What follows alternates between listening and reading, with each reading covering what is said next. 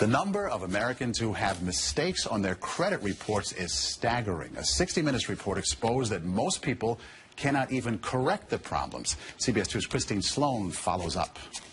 Meg Pasternak says a mistake on her credit report nearly destroyed her credit.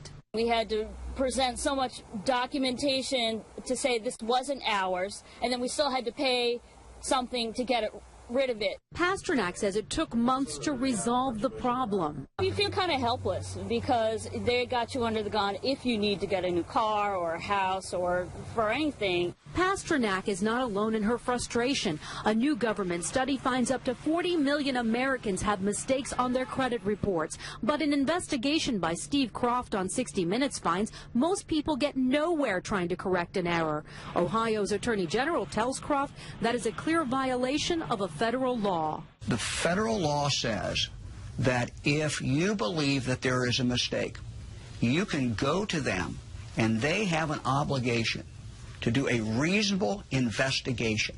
They're not doing a reasonable investigation. End result, if we're successful, is a deletion of that record from your credit report. The credit pros in Newark help people fight agencies like TransUnion and Experian. All the information they receive from a customer, they translate it into a code. They don't forward the letter and the proof of payment to the creditor. They just forward the 3-digit code. So the best way to protect yourself? Go directly to the creditor rather than going to the credit bureau themselves. Another good habit to get into, check your credit report periodically to make sure there are no changes.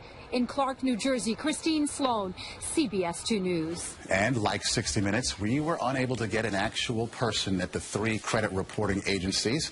60 Minutes was referred to the spokesperson for the agencies, who provided a statement citing an industry-sponsored survey that showed 95